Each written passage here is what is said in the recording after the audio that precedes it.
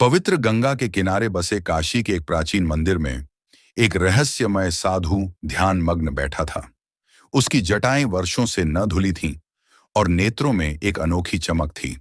कहा जाता था कि वह स्वयं महादेव का भक्त था, जिसे दिव्य दृष्टि प्राप्त थी। एक दिन जब मंदिर में श्रद्धालुओं की भीड़ उमड़ी हुई थी, तब एक युवा ब्राह्मण, नाम था आदित्य, उस साधु के पास आया। उसने विनम्रता पूर्वक प्रणाम किया और कहा, महाराज, इस संसार में सब कुछ नश्वर है, लेकिन क्या कोई संकेत हैं जो आने वाले समय की भविष्यवाणी कर सकें? साधु ने धीरे से आंखें खोली और बोले, आदित्य, समय का प्रवाह किसी के रोके नहीं रुकता, परंतु जो दिव्य संकेतों को पढ़ सकता है, उसे भविष्य के खतरों का आभास हो सकता है। आदित्य ने जिज्ञासा से पूछा, क्या कोई बड़ा संकट आने वाला है? साधु ने मंदिर की घंटियों के बीच एक लंबी सांस ली और कहा, वर्ष 2025 महाकाल की लीला का साक्षी बनेगा। कुछ पवित्र तीर्थ स्थल इस वर्ष प्रलय के प्रभाव में आने वाले हैं। यह केवल विनाश नहीं होगा, बल्कि एक नई चेतना का उदय भी होगा। परंतु इस सत्य को केवल वे ही समझ पाएंगे जो इसे देखने और अनुभव करने के लिए तैयार होंगे। प्रिय मित्रों, आप सभी का एक बार फिर से हमारे एक और नए वीडियो पर स्वागत है। प्रिय मित्रों, नमस्कार, जय श्री राम। आपसे एक विनम्र निवेदन है, अगर आप हमारे इस चैनल पर नए हो तो वीडियो को लाइक करके चैनल को सब्सक्राइब करें और हमें सहयोग करने की कृपा करें। चलिए प्रिय मित्रों, वीडियो विलंब न करते हुए वीडियो का शुभ आरंभ करते हैं। आदित्य के मन में भय और जिज्ञासा एक साथ उमड़ पड़ी। उसने आगे झुककर कहा, कृपया बताइए, कौन कौन से तीर्थ स्थान इस प्रलय से प्रभावित होंगे? साधु के चेहरे पर गंभीरता छा गई। उन्होंने अपनी आंखें मूंद लीं, जैसे किसी अनदेखी दुनिया से संवाद कर रहे हों। कुछ क्षणों के बाद उन्होंने कहना शुरू किया। साधु ने अपनी आंखें मूंदी रखीं, जैसे वे किसी और ही लोक में विचरण कर रहे हों। आदित्य सांस रोके प्रतीक्षा कर रहा था। मंदिर की घंटियों की ध्वनि वातावरण में गूंज रही थी और गंगा की लहरें भी मानो इस संवाद को सुनने को उत्सुक थीं। कुछ क्षणों बाद साधु ने गहरी सांस लेते हुए अपनी आंखें खोलीं। उनकी आंखों में अब एक अजीब सी चमक थी, जैसे वे किसी अदृश्य शक्ति से प्रेरित होकर बोलने वाले हों। उन्होंने धीमे स्वर में कहा, आदित्य, आने वाला समय सहज नहीं है। कुछ पवित्र तीर्थ स्थल महाकाल की अनिवार्य लीला का हिस्सा बनने वाले हैं। आदित्य ने चिंतित स्वर में पूछा, महाराज, कौन कौन से तीर्थ स्थल? साधु ने अपनी दृष्टि दूर कहीं टिका दी, जैसे वे समय की गहराइयों में झांक रहे हों। फिर वे बोले, सुनो और ध्यान से सुनो। हिमालय की गोद में स्थित केदारनाथ, जो वर्षों से शिव का धाम रहा है, वहां प्रकृति का विकराल रूप देखने को मिलेगा। पहाड़ों की चट्टानें हिलेंगी, बर्फ पिघलेगी और वेगवती नदियां अपने किनारों को लांघ जाएंगी। लोग भयभीत होकर बचने का प्रयास करेंगे, परंतु यह सब अनिवार्य होगा। आदित्य का चेहरा सफेद पड़ गया। उसने घबराकर पूछा, क्या यह संपूर्ण विनाश होगा? साधु ने सिर हिलाया, नहीं, यह केवल प्रारंभ होगा। आदित्य ने घबराते हुए फिर पूछा, और कौन से तीर्थ स्थल? साधु की भौहें तन गईं। उन्होंने आगे कहना शुरू किया, गुजरात के द्वारका में समुद्र का क्रोध दिखेगा। लहरें ऊंची उठेंगी और जलराज अपनी सीमा को लांघने को आतुर होगा। लोग देखेंगे कि कैसे समुद्र अपनी भूली हुई भूमि को पुनः अपनाने आ रहा है। यह केवल जल का प्रकोप नहीं होगा, यह समय की लीला होगी। आदित्य के हाथ कांपने लगे। उसने कांपते स्वर में कहा, महाराज, क्या इन घटनाओं को रोका नहीं जा सकता? क्या यह केवल इन 2 तीर्थों तक सीमित रहेगा? साधु ने अपनी आंखें बंद कर लीं, जैसे किसी और दृश्य को देखने का प्रयास कर रहे हों। मंदिर में उपस्थित अन्य श्रद्धालु भी अब धीरे धीरे उनके चारों ओर इकट्ठा हो गए थे। सबकी आंखों में एक ही सवाल था, क्या आगे और भी कुछ भयानक घटने वाला है? साधु ने पुनः आंखें खोलीं और उनके होठों पर एक रहस्यमयी मुस्कान थी। फिर वे बोले। मंदिर के भीतर सन्नाटा छा गया। श्रद्धालु अपने अपने स्थानों पर बैठे साधु के अगले शब्दों की प्रतीक्षा कर रहे थे। आदित्य की आंखें जिज्ञासा और भय से भरी हुई थीं। वह जानता था कि साधु के शब्द केवल कल्पना नहीं थे, बल्कि किसी दिव्य दृष्टि से प्रकट हो रहे सत्य थे। साधु ने अपनी दृष्टि ऊपर उठाई, जैसे वे किसी अदृश्य शक्ति से संवाद कर रहे हों। फिर उनका स्वर गंभीर हो गया, आदित्य, यह केवल हिमालय और समुद्र की कथा नहीं है। धरती के अन्य पवित्र स्थल भी इस प्रलय के साक्षी बनने वाले हैं। अगले संकेत सुनो। मंदिर में जलती हुई दीपक की लौ कांपने लगी। जैसे वह भी इस रहस्य को सुनने के लिए अधीर हो। साधु ने धीमे स्वर में कहना शुरू किया, त्रिवेणी संगम, प्रयागराज, जहां गंगा, यमुना और अदृश्य सरस्वती का मिलन होता है, वहां जल की धारा अपना मार्ग बदलेगी। गंगा के किनारों पर स्थित मंदिरों के शिखर जल में समाने को बाध्य होंगे। वहां जो साधु संत ध्यान में लीन होंगे, वे आकाश में विचित्र रंगों की आभा देखेंगे। यह संकेत होगा कि प्रवाह बदलने वाला है। यह जल प्रलय केवल बहाव का परिवर्तन नहीं होगा, यह एक नई चेतना का आरंभ भी होगा। आदित्य के होंठ सूखने लगे। उसने हिम्मत जुटाकर पूछा, महाराज, क्या इसके बाद भी प्रलय की लहरें थमेंगी? साधु के चेहरे पर गंभीरता और बढ़ गई। उन्होंने आंखें बंद कर लीं और कुछ क्षण शांत रहे, फिर बोले, नहीं, अभी और देखना शेष है। अब उनकी आवाज और अधिक गहरी हो गई। पश्चिम में स्थित पवित्र सोमनाथ ज्योतिर्लिंग, जहां स्वयं चंद्रदेव ने शिव की उपासना की थी, वहां समुद्र अपनी सीमा को तोड़ने को तत्पर होगा। वह अपनी पुरानी भूली भूमि को पुनः अपनाने के लिए आगे बढ़ेगा। मंदिर के शिखर पर स्थित ध्वज जब लगातार एक ही दिशा में लहराने लगे, तो समझ लेना कि महाकाल की लीला शुरू हो चुकी है। श्रद्धालुओं के बीच हलचल होने लगी। कोई किसी से कुछ नहीं कह रहा था, लेकिन सभी के चेहरों पर भय और विस्मय का मिश्रण था। आदित्य ने व्याकुल होकर कहा, महाराज, यह सब होने से पहले क्या कोई संकेत मिलेगा? क्या हम कुछ कर सकते हैं? साधु ने गहरी सांस ली और बोले, संकेत पहले ही मिलने लगे हैं, बस देखने वाली दृष्टि चाहिए। प्रकृति पहले चेतावनी देती है, फिर क्रिया करती है।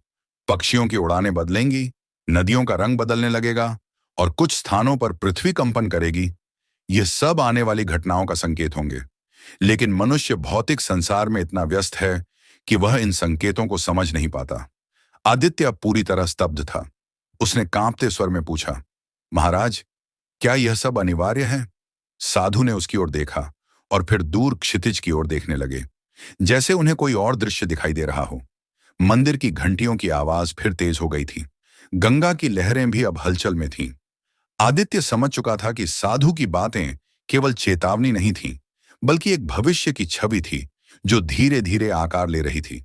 लेकिन क्या यह प्रलय यहीं समाप्त होगा या अभी और कुछ देखने को बाकी है?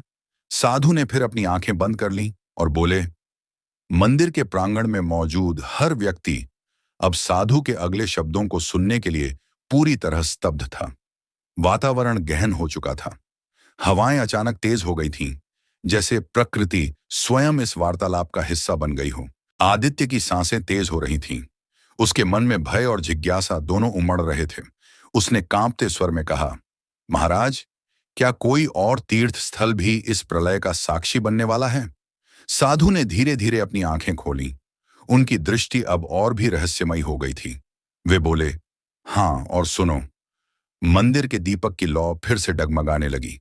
गंगा की लहरों में असामान्य हलचल थी। कांची कामाक्षी पीठ, दक्षिण भारत का वह पवित्र स्थल जहां देवी स्वयं विराजमान हैं, वहां अग्नि प्रकट होगी। वह अग्नि कोई साधारण ज्वाला नहीं होगी, बल्कि धरती के भीतर से निकलने वाली शक्ति होगी। धरती कंपन करेगी, मंदिर की दीवारें थरथरा उठेंगी और लोग चकित रह जाएंगे कि देवी का यह संदेश क्या है। किंतु यह केवल विनाश का संकेत नहीं, बल्कि जागरण का आह्वान होगा। मंदिर में बैठे लोग अब एक दूसरे को देखने लगे। कुछ के चेहरों पर भय स्पष्ट था, तो कुछ के मन में और अधिक जानने की उत्कंठा थी। आदित्य ने हिम्मत जुटाकर कहा, महाराज, अब तक आपने उत्तर, पश्चिम और दक्षिण के तीर्थ स्थलों का उल्लेख किया। क्या पूर्व में भी कोई स्थान इस प्रलय की छाया में आएगा? साधु कुछ क्षणों तक मौन रहे। फिर उनका स्वर और गंभीर हो गया। पुरी, जगन्नाथ धाम, वहां समुद्र असामान्य रूप से उग्र हो उठेगा। पहले जल का स्तर बढ़ेगा, फिर अचानक पीछे हट जाएगा, और फिर जो कोई कल्पना भी नहीं कर सकता वह घटेगा। जब समुद्र अपने विशाल जलराशि को समेटने लगे, तो यह संकेत होगा कि समय बदलने वाला है। वहां के भक्त जो वर्षों से महाप्रभु की सेवा कर रहे हैं, वे इस परिवर्तन को देखेंगे, परंतु कुछ समझ नहीं पाएंगे। यह वह घड़ी होगी जब स्वयं जगन्नाथ एक नई लीला का संकेत देंगे। आदित्य के माथे पर पसीना छलक आया। उसने कांपते हुए स्वर में कहा, क्या यह सब निश्चित है महाराज? क्या इस प्रलय को टाला नहीं जा सकता? साधु ने गहरी सांस ली और बोले, काल का चक्र अपने नियमों का पालन करता है आदित्य, इसे रोका नहीं जा सकता। परंतु जो इस संकेत को समझ लेंगे वे इससे पहले ही स्वयं को तैयार कर लेंगे। कुछ को इससे बचाव मिलेगा, कुछ को नई दिशा मिलेगी और कुछ को स्वयं को समर्पित करना होगा। अब मंदिर में बैठे श्रद्धालुओं के भीतर भय और जिज्ञासा की लहरें हिलोरें लेने लगीं। कुछ के होठों पर प्रार्थना थी, तो कुछ के मन में प्रश्नों की आंधी चल रही थी। आदित्य अब पूरी तरह स्तब्ध था। उसने साधु के चरणों में गिरकर कहा, महाराज, क्या यह प्रलय केवल तीर्थ स्थलों तक सीमित रहेगा या फिर पूरी पृथ्वी इसका साक्षी बनेगी? साधु ने अपनी दृष्टि दूर क्षितिज पर टिका दी। कुछ क्षणों तक वे मौन रहे, फिर उनके होठों से धीमे स्वर में निकला। मंदिर के प्रांगण में सन्नाटा गूंज रहा था। हवा की सरसराहट, मंदिर की घंटियों की ध्वनि और गंगा की लहरों का बहाव, सब कुछ जैसे एक लय में बंध गया था। हर कोई साधु के अगले शब्दों की प्रतीक्षा कर रहा था। आदित्य की धड़कनें तेज हो रही थीं। साधु अब क्षितिज की ओर देख रहे थे, जैसे उन्हें वहां कुछ दिखाई दे रहा हो जो आम लोगों की दृष्टि से परे था। धीरे धीरे उन्होंने अपनी आंखें बंद की और गहरी सांस लेते हुए बोले, आदित्य, यह प्रलय केवल तीर्थ स्थलों तक सीमित नहीं रहेगा। यह धरती का एक नया रूपांतरण होगा। जो इसे केवल विनाश समझेंगे वे भयभीत होंगे, लेकिन जो इसे एक संकेत समझेंगे वे आगे बढ़ने का मार्ग खोज लेंगे। आदित्य ने भयभीत स्वर में पूछा, महाराज, क्या केवल भारत ही इस परिवर्तन का साक्षी बनेगा या फिर पूरी पृथ्वी पर इसका प्रभाव पड़ेगा?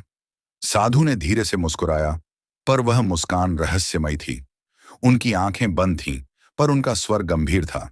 आदित्य, यह परिवर्तन संपूर्ण पृथ्वी पर होगा।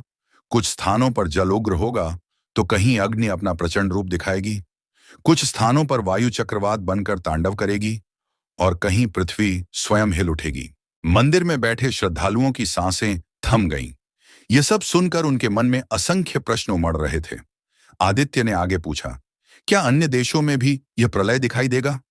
साधु ने अपना दायां हाथ उठाया और धीरे धीरे बोले, जो पवित्रता और अधर्म के बीच संघर्ष को नहीं समझते वे इसे एक साधारण प्राकृतिक आपदा मानेंगे, परंतु जो कालचक्र की गहराइयों को जानते हैं वे इसे शिव की लीला समझेंगे। फिर वे कुछ क्षण चुप रहे और उसके बाद बोले, तुमने हिमालय के कंपन की बात सुनी, समुद्र के उग्र होने की चेतावनी सुनी। अब सुनो, सुदूर पश्चिम की भूमि में एक महान नगर जो अपने ऊंचे भवनों के लिए प्रसिद्ध है, वहां अचानक धरती फटने लगेगी। वहां का आसमान धुएं से भर जाएगा और लोग इसे एक प्राकृतिक घटना समझेंगे, लेकिन यह काल का संकेत होगा। आदित्य की आंखें भय से फैल गईं। क्या आप अमेरिका की बात कर रहे हैं महाराज? साधु ने हल्के से सिर हिलाया और बोले, हाँ, वहां की धरती कंपन करेगी और जो इसे पहले से नहीं समझेंगे वे भयभीत होकर भागेंगे, लेकिन यह केवल आरंभ होगा। अब मंदिर में बैठे लोगों के चेहरे भय से पीले पड़ने लगे। आदित्य ने अपनी घबराहट छिपाते हुए पूछा, महाराज, क्या यह केवल भूमि पर ही होगा या समुद्रों और आकाश में भी कुछ घटेगा? साधु की आंखों में अब एक और अधिक रहस्यमयी चमक थी। उन्होंने मंदिर के दीपक की लौ की ओर इशारा करते हुए कहा, जैसे यह अग्नि शांत रहते हुए भी शक्ति रखती है, वैसे ही अंतरिक्ष में कुछ शक्तियां अब जागने वाली हैं। आदित्य ने आश्चर्य से कहा, अंतरिक्ष में क्या कुछ गिरने वाला है? साधु ने गंभीर स्वर में उत्तर दिया, एक उल्का पिंड जो वर्षों से अपनी कक्षा में घूम रहा है वह अब पृथ्वी की ओर आने वाला है। यह एक संकेत होगा कि समय परिवर्तन हो रहा है। जो इसे समझेगा वह नए युग की तैयारी करेगा, जो इसे नकारेगा वह इसे केवल एक खगोलीय घटना मानेगा। अब आदित्य को लगने लगा था कि जो कुछ भी साधु कह रहे हैं वह किसी अदृश्य शक्ति द्वारा निर्देशित है। उसने घबरा कर पूछा, महाराज, क्या यह सब निश्चित है? क्या इसका कोई उपाय नहीं? साधु मुस्कुराए, पर उनकी मुस्कान में गूढ़ रहस्य छिपा था। वे धीरे धीरे बोले, मंदिर के प्रांगण में गहरा सन्नाटा छाया हुआ था। गंगा की लहरें अब पहले से तेज बह रही थीं, जैसे वे भी इस संवाद को सुनकर विचलित हो उठी हों। हवा की गति अचानक बढ़ गई थी और मंदिर के दीपक की लौ थरथराने लगी। ऐसा प्रतीत हो रहा था मानो स्वयं प्रकृति भी साधु के शब्दों को सुनकर प्रतिक्रिया दे रही हो। आदित्य की आंखों में भय और जिज्ञासा का मिश्रण था। उसने साधु के रहस्यमयी शब्दों को सुनकर धीरे से पूछा, महाराज, क्या इस विनाश को रोका नहीं जा सकता? क्या कोई उपाय नहीं है जिससे पृथ्वी इस प्रलय से बच सके? साधु ने गहरी सांस ली। उनकी आंखें आधी बंद थीं, मानो वे किसी अदृश्य दृश्य को देख रहे हों। फिर वे बोले, आदित्य, जब कालचक्र अपनी गति पकड़ लेता है तो उसे रोका नहीं जा सकता। लेकिन जो जागरूक होंगे, जो संकेतों को समझेंगे, वे इस परिवर्तन में स्वयं को बचाने और एक नई दिशा में बढ़ने का मार्ग खोज लेंगे।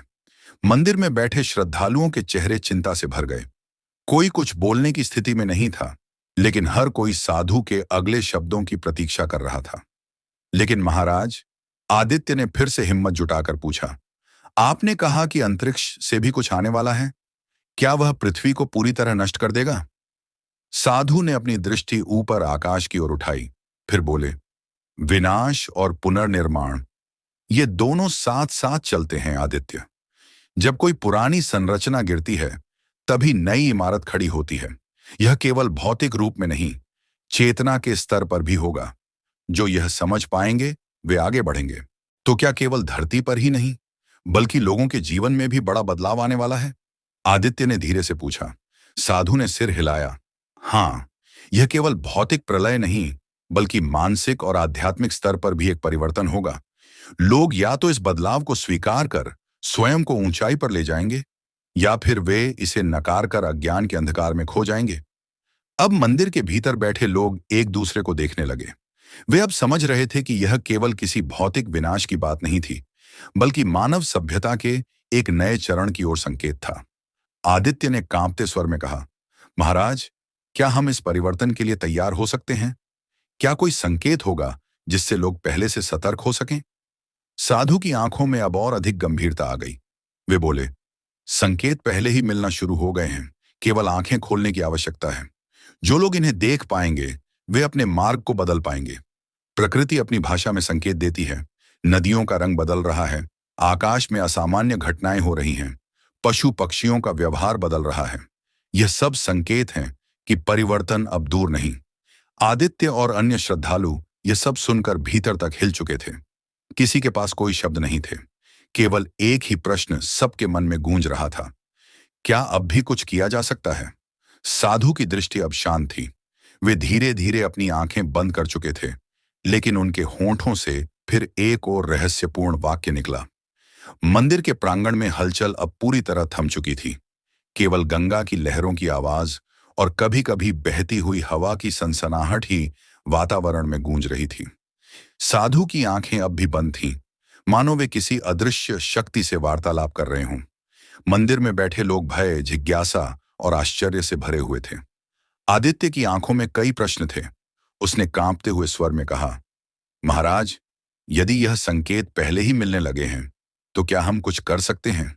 क्या हम अपने और अपने अपनों को इस महाविनाश से बचा सकते हैं? साधु ने धीरे धीरे अपनी आंखें खोलीं। उनकी दृष्टि गंगा की लहरों पर स्थिर हो गई। फिर वे बोले, बचाव का मार्ग केवल उन्हीं के लिए संभव होगा जो समय रहते चेत जाएंगे। जब जल अपनी मर्यादा छोड़ देगा, जब वायु अपनी गति से अधिक वेगवान हो जाएगी, जब अग्नि अपने संतुलन से बाहर होगी, तब लोग जागेंगे। परंतु जो अभी से सतर्क होंगे, वे इस चक्र के प्रभाव से बच सकते हैं। आदित्य ने उत्सुकता से पूछा, कैसे महाराज? क्या हमें किसी विशेष स्थान पर जाना चाहिए या कुछ विशेष करना चाहिए? साधु ने गंभीर स्वर में उत्तर दिया, सही स्थान पर रहना और सही कर्म करना, यही दो उपाय हैं आदित्य। जो लोग अपनी आत्मा को शुद्ध करेंगे, अपने जीवन में धर्म और सत्य का अनुसरण करेंगे, वे इस परिवर्तन से सुरक्षित रहेंगे। और जो केवल भौतिक उपाय खोजेंगे, वे अंततः कालचक्र के प्रभाव से बच नहीं पाएंगे। अब मंदिर में बैठे लोग और भी बेचैन हो गए। किसी ने धीरे से पूछा, महाराज, क्या हमें अपने नगरों को छोड़कर किसी सुरक्षित स्थान पर जाना चाहिए? साधु ने हल्की मुस्कान के साथ उत्तर दिया, कोई स्थान पूर्ण रूप से सुरक्षित नहीं होगा।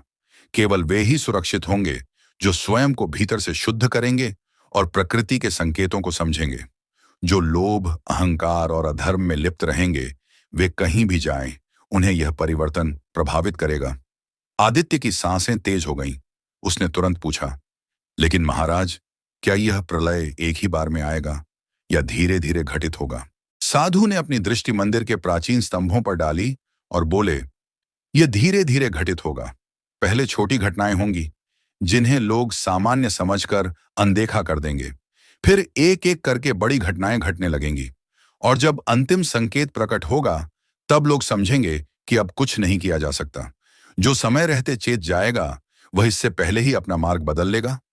अब आदित्य और वहां मौजूद सभी लोगों के मन में केवल एक ही सवाल था, ये अंतिम संकेत क्या होंगे? आदित्य ने गहरी सांस लेते हुए पूछा, महाराज, वह कौन से संकेत होंगे जिनसे हमें पता चलेगा कि अब परिवर्तन बहुत निकट है?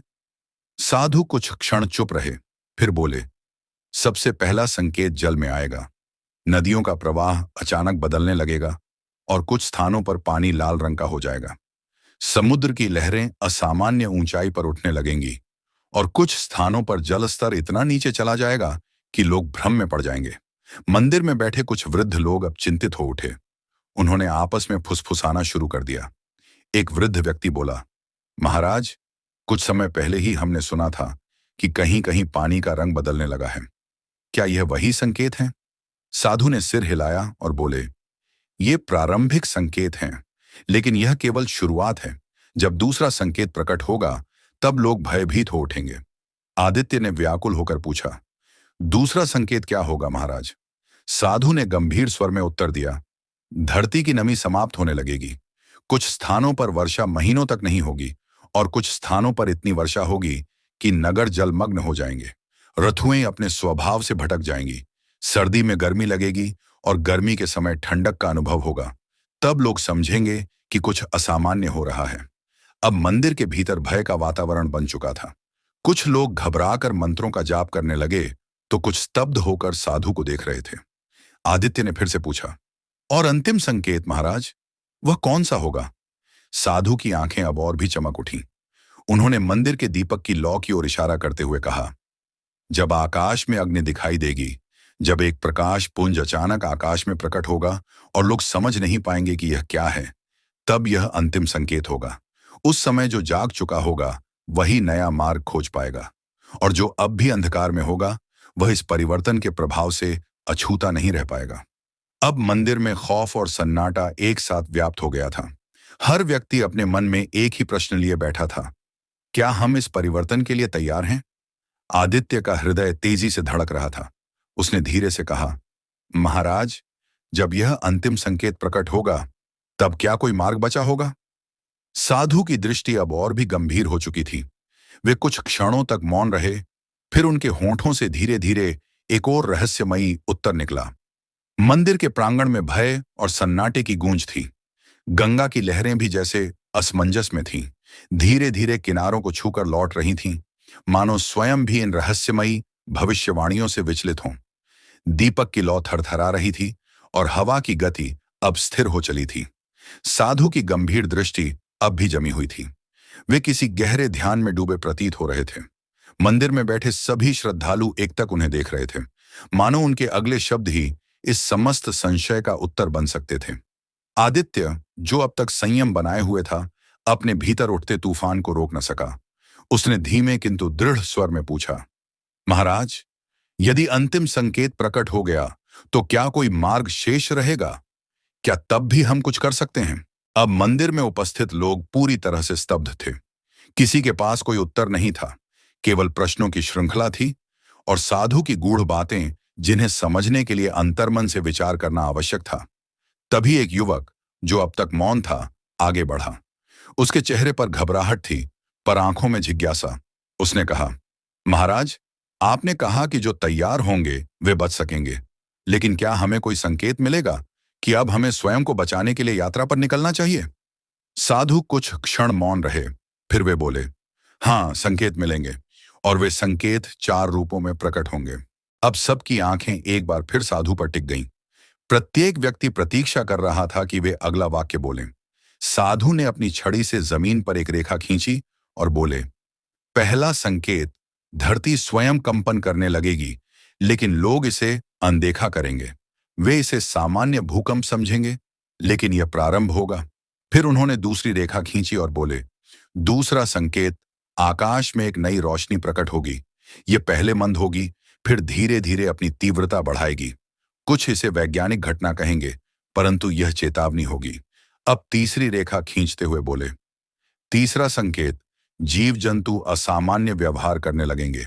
पशु पक्षी स्थान छोड़कर जाने लगेंगे। जलचरों की संख्या में असमानता आ जाएगी और वन्य जीवों का स्वभाव बदलने लगेगा। अब उन्होंने चौथी और अंतिम रेखा खींची।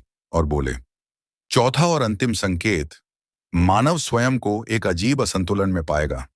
उसे न जाने क्यों बेचैनी महसूस होगी। जिन्हें अपनी आत्मा की हलचल समझने की क्षमता होगी, वे जान जाएंगे कि अब समय आ चुका है। अब मंदिर के भीतर घबराहट और भय की लहर दौड़ गई। लोग एक दूसरे को देखने लगे। कुछ के चेहरे पीले पड़ गए थे। आदित्य ने गहरी सांस लेते हुए कहा, महाराज, यदि ये चारों संकेत प्रकट हो गए तो उसके बाद क्या होगा? साधु की दृष्टि अब भी स्थिर थी। वे धीरे धीरे बोले। मंदिर के प्रांगण में अब सन्नाटा था। हर कोई साधु के शब्दों को अपने भीतर समाहित करने की कोशिश कर रहा था। दीपक की लौ स्थिर थी, मानो समय कुछ क्षणों के लिए ठहर गया हो। गंगा की लहरें हल्की हल्की किनारों से टकरा रही थीं और हवा में एक अजीब सी गूंज समा गई थी। आदित्य की सांसें तेज हो गईं। उसने धीमे स्वर में पूछा, महाराज, यदि ये चारों संकेत प्रकट हो गए तो उसके बाद क्या होगा? साधु की आंखें कुछ पल के लिए आकाश की ओर उठीं, मानो वे वहां कुछ देखने का प्रयास कर रहे हों। फिर वे धीरे से बोले, उसके बाद जो होगा वह दो प्रकार के लोगों के लिए अलग अलग होगा। जो जाग चुके होंगे वे स्वयं को इस परिवर्तन से बचाने का मार्ग खोज चुके होंगे, लेकिन जो अब भी अज्ञान में होंगे वे काल चक्र के प्रभाव से अछूते नहीं रह पाएंगे।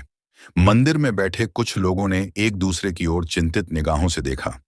किसी ने घबराकर पूछा, महाराज, परंतु हम कैसे जानेंगे कि हमें क्या करना चाहिए? क्या हमें कोई स्थान छोड़कर किसी और दिशा में जाना होगा? साधु ने सिर हिलाया और बोले, जो केवल स्थान बदलने की बात करेंगे वे बच नहीं पाएंगे। स्थान से अधिक महत्वपूर्ण है चेतना का परिवर्तन। जो अपने भीतर शुद्धता लाएगा वही इस परिवर्तन के पश्चात जीवित रहेगा। एल अब तक शांत बैठी एक वृद्ध महिला, जो मंदिर की एक कोने में आंखें बंद कर मंत्र बुदबुदा रही थी, धीरे धीरे उठी और कांपते स्वर में बोली, महाराज, मैंने अपने पूर्वजों से सुना था कि जब प्रलय आता है तो केवल वे ही बचते हैं जो धर्म और सच्चाई की राह पर चलते हैं। क्या यह वही समय है? साधु ने गहरी सांस ली और बोले, यह समय केवल एक अंत नहीं बल्कि एक नई यात्रा की शुरुआत भी है। यह उन सभी के लिए परीक्षा का समय है जिन्होंने अपने जीवन को केवल भौतिकता में डुबो रखा है। अब तय होगा कि कौन अपनी आत्मा को बचाने योग्य है और कौन नहीं। आदित्य अब और अधिक व्याकुल हो चुका था। उसने आगे बढ़कर साधु से पूछा, महाराज, क्या हमें इस चेतावनी के बाद कुछ विशेष कार्य करने चाहिए? क्या हमें कोई तैयारी करनी होगी?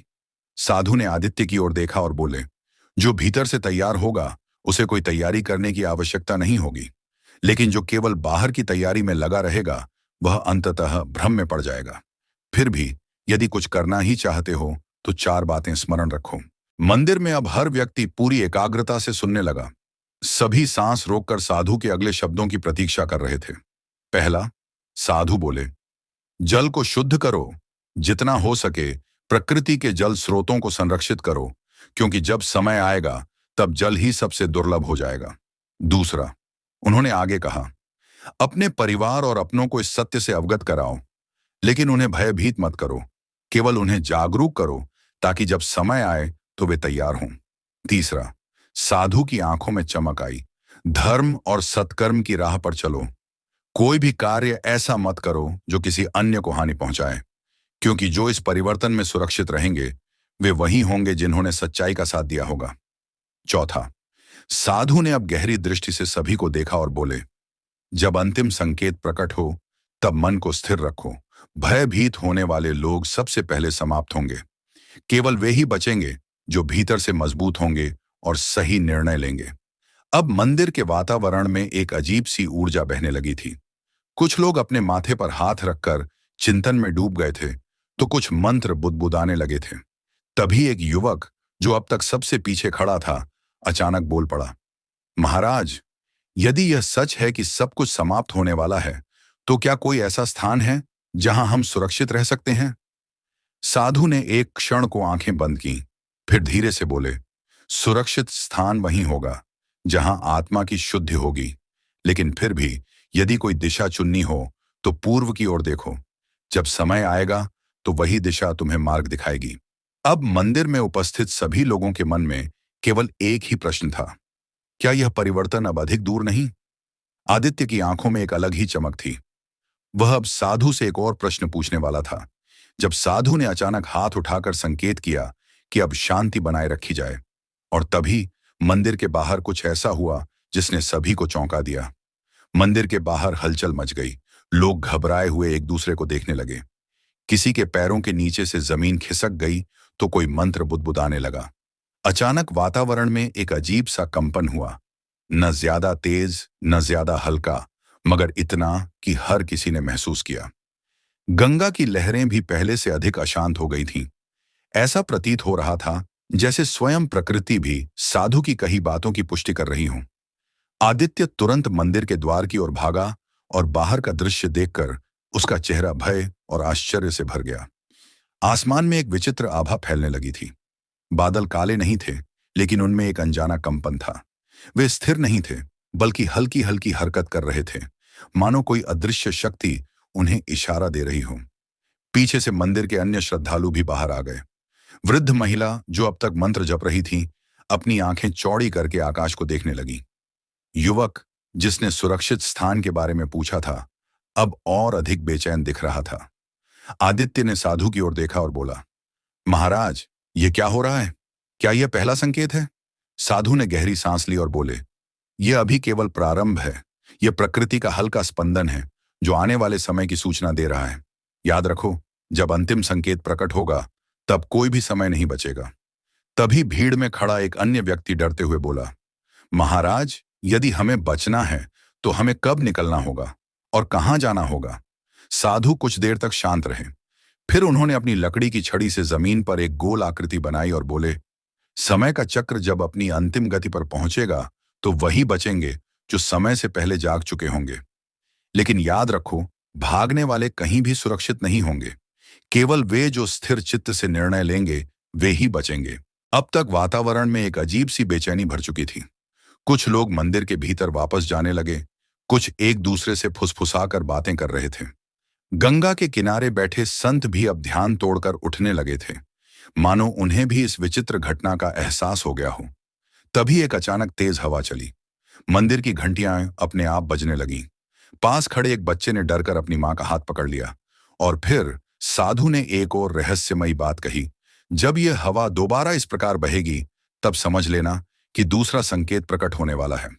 आदित्य का मन अब और बेचैन हो चुका था। वह कुछ और पूछने ही वाला था कि तभी एक अजीब सी रोशनी मंदिर के द्वार पर चमक उठी। मंदिर के द्वार पर अचानक जो रोशनी प्रकट हुई वह किसी दिव्य प्रकाश की भांति थी। यह रोशनी न अधिक तेज थी, न ही आंखों को चुभने वाली, परंतु उसमें एक अद्भुत आकर्षण था।